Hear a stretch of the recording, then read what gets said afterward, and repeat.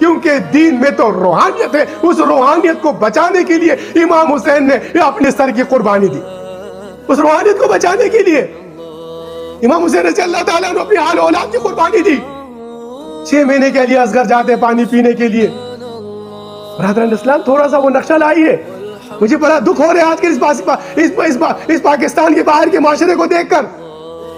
کیا جس طریقے سے روڈوں کے اوپر یہ باجے بجائے جا رہے ہیں, جس طریقے سے روڈوں کے اوپر یہ جشن آزادی ہے.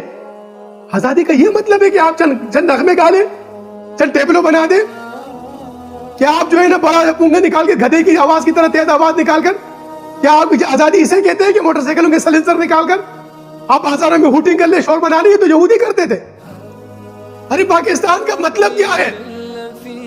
اب لا الہ الا اللہ اگر مطلب ہے, اب اس لا الہ الا اللہ کو بچانے کے لیے امام حسین نے اپنی آل اور اولاد کو قربان کیا. ارے لا الہ الا اللہ کا مطلب یہ نہیں کہ عورتوں کو روڈوں پہ نچانا. لا الہ الا اللہ کا مطلب ہے میدان میں اپنے سروں کو کٹانا ہے. لا الہ الا اللہ کا مطلب امام حسین رضی اللہ تعالیٰ عنہ کے جسم مبارک پر آپ نے دیکھا 113 جو ہے وہ تیروں کے نشان تھے. اللہ اکبر. نیزوں کے 34 نشان تھے. حضرت امام حسین نے تلوار کے 36 گھاؤ تھے. اور ایسے عالم میں بھی کیا فرما رہے امام حسین, مولا تیری مرضی.